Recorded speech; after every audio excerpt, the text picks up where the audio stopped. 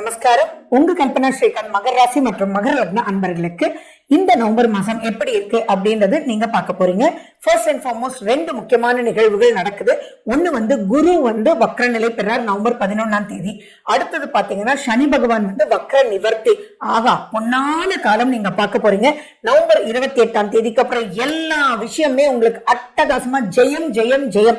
அது வரைக்கும் கொஞ்சம் நிதானம் வேணும், சுமாரான காலகட்டம் அப்படின்றத நீங்க வெயிட் பண்ணி நீங்க கேர்ஃபுல்லா இருக்கணும். அது மட்டும் தான் உங்களுக்கு நான் சொல்ல விரும்புறேன். ஏன்னா உங்களுடைய ராசிநாதன் சனி பகவான் அவர் வக்ர நிவர்த்தி பெறது அப்படின்றது அமோகமான காலகட்டத்துக்குள்ள நீங்க நுழைய போறீங்க. சோ இந்த மாசத்துல கடைசி வரைக்கும் கொஞ்சம் எச்சரிக்கையா இருந்தீங்க அப்படின்னா எல்லாமே சூப்பர்ன்றதை ஞாபகம் வச்சுக்கணும். அது மட்டும் இல்லாம 2ஆம் வீட்டுல உங்களுக்கு ராகு, அந்த ராகு இது வரைக்கும் குருவனுடைய பார்வையில இருந்தார்.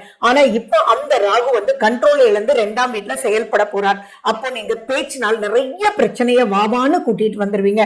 குடும்பத்தோட நீங்க பேசினாலும் சரி, வேலை செய்யற இடத்துல நீங்க பேசினாலும் சரி, நீங்க எந்த இடத்துல பேசினாலும் ரொம்ப ரொம்ப எச்சரிக்கையா வேணும். அது மட்டும் இல்லாம இப்ப தசாபுத்தி அந்தரத்துல ராகு சம்பந்தமா கேது சம்பந்தமா ஏதாவது தசாபுத்தி நடந்ததுன்னா நீங்க ரொம்ப ரொம்ப ரொம்ப எச்சரிக்கையா இருக்கணும் அப்படின்றத ஞாபகம் வச்சுக்கோங்க. இது ஒரு நல்ல விஷயம் என்ன அப்படின்னா, குரு பகவான் தன்னுடைய 7ஆம் பார்வையை பார்க்கிறார். உங்களுடைய 7ல குரு இருக்கார். பட் ஸ்டில் அந்த 2ல ராகுன்றது ரொம்ப ரொம்ப நீங்க எச்சரிக்கையா இருக்கணும். அண்ட் 8ஆம் வீட்டுல கேது வரை இருக்கு. அப்போ நீங்க இப்பதான் தப்பா பேசுனீங்கன்றது கூட உங்களுக்கு தெரியாம பெரிய சிக்கலுக்குள்ள மாற்றதுக்கு உண்டான அமைப்பு. ஏன்னா சூரியன் வீட்டுல கேது அண்ட் சூரியன் பவர் இழந்து இருக்கார். சோ அப்படி இருக்கும் போது அது அரசு வழியே மிகப்பெரிய பிரச்சனையா கூட இழுத்துட்டு வரதுக்கு உண்டான வாய்ப்புகள் இருக்கு. சோ ரொம்ப ரொம்ப நிதானம் பேச்சில் வேணும்.